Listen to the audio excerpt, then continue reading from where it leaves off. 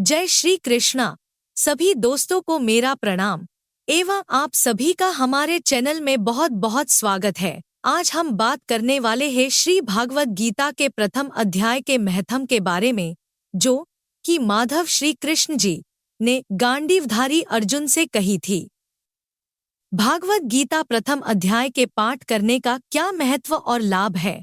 श्री गीता उपनिषदों का सार है।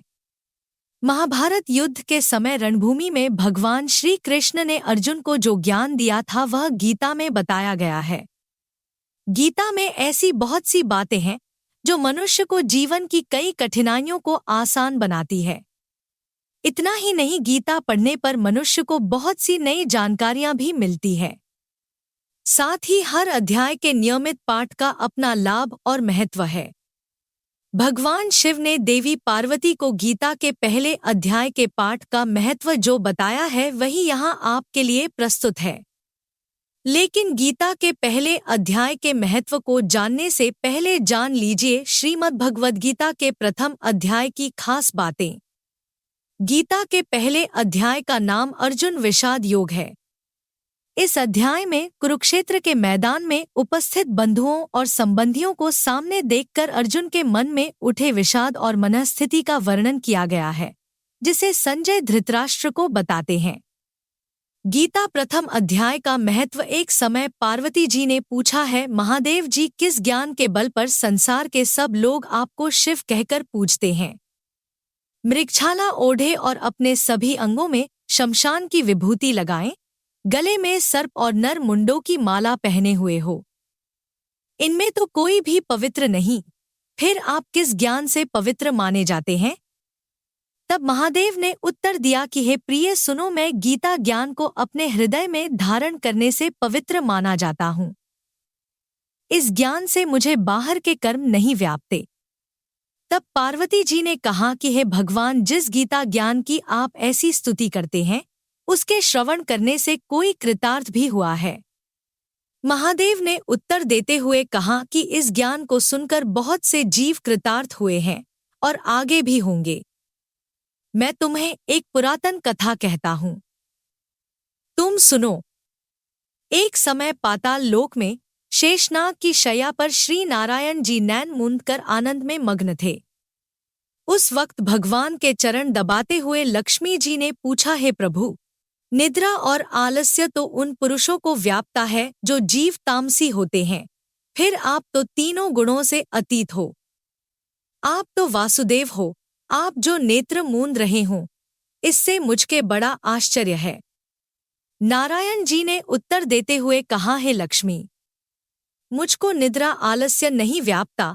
एक शब्द रूप जो भगवद्गीता है उसमें जो ज्ञान है उसके आकार रूप है। यह गीता शब्द रूप अवतार है। इस गीता में यह अंग है। 5 अध्याय मेरे मुख है, 10 अध्याय मेरी भुजा है, 16वां अध्याय मेरा हृदय और मन और मेरा उदर है, 17वां अध्याय मेरी जंघा है, 18वां अध्याय मेरे चरण है। गीता श्लोक ही मेरी नाड़ियां है और जो गीता के अक्षर है वो मेरा रोम है। ऐसा मेरा शब्द रूपी जो गीता ज्ञान है उसी के अर्थ में हृदय में विचार करता हूँ और बहुत आनंद प्राप्त होते हूँ। लक्ष्मी जी बोली, हे श्री नारायण जी, जब श्री गीता जी का इतना ज्ञान है तो उसको सुनकर कोई जीव कृतार्थ भी हुआ है, सो मुझसे कहो। तब श्री नारायण ने कहा, हे लक्ष्मी, गीता ज्ञान को सुनकर बहुत से जीव कृतार्थ हुए हैं, सो तुम श्रवण करो। एक व्यक्ति था जो चांडालों के कर्म करता था और तेल नमक का व्यापार करता था। उसने एक बकरी पाली। एक दिन वह बकरी चराने के लिए वन में गया और वृक्ष से पत्ते तोड़ने लगा। वहां उसे एक सांप से डंस लिया, जिससे वह तुरंत मर गया। मरने के बाद उसने बहुत से नरक भोगे और फिर उसका जन्म बैल के रूप में हुआ। उस बैल को एक भिक्षुक ने मोल लिया। वह भिक्षुक उस पर चढ़कर सारे दिन मांगता फिरे। जो कुछ भिक्षा मांगकर लाता वह उसे अपने परिवार के साथ मिलकर खाता और वो बैल सारी रात द्वार पर खड़ा रहता। उसके खाने पीने का भी कोई ख्याल नहीं करता था और सुबह होते ही बैल पर चढ़कर फिर मांगने निकल जाता। जब बहुत दिन हो गए तो वह बैल भूख से गिर गया, लेकिन उसके प्राण नहीं निकले। नगर के लोगों ने देखा और उस बैल को कोई तीर्थ का फल दे तो कोई व्रत का फल दे, तब भी उस बैल के प्राण नहीं छूटे। एक दिन गणिका आई। उसने लोगों से पूछा, यह कैसी भीड़ है? तो उन्होंने कहा कि इसके प्राण नहीं निकलते, अनेक पुण्यों का फल दे रहे हैं, तो भी इसकी मुक्ति नहीं होती। तब गणिका ने कहा कि मैंने जो कर्म किया है उसका फल मैंने इस बैल को दिया है। इतना कहते ही बैल की मुक्ति हो गई। तब बैल ने एक ब्राह्मण के घर जन्म लिया। पिता ने उसका नाम सुशर्मा रखा। उसके पिता ने उसे पढ़ाया लिखाया। उसको अपने पिछले जन्म की सूध थी। उसने एक दिन मन में विचार किया, जिस गणिका ने मुझे बैल की योनि से छुड़ाया था उसका दर्शन करूं। विप्र चलते चलते गणिका के घर गया और कहा, आप मुझे पहचानती हैं? गणिका ने कहा, मैं नहीं जानती, तुम कौन हो? तब उसने कहा कि मैं वही बैल हूं जिसको आपने अपने पुण्य दिए थे। तब मैं बैल की योनि से छूटा था। अब मैं विप्र के घर जन्म हूं। आप अपना पुण्य बताएं। गणिका ने कहा कि मैंने अपने जाने पुण्य नहीं किया, परंतु मेरे घर एक तोता है। वह रोज सवेरे कुछ पढ़ता है। मैं उसका वाक्य सुनती हूँ। उस पुण्य का फल मैंने तुम्हें दे दिया। तब विप्र ने तोते से पूछा कि तू सवेरे क्या पढ़ता है?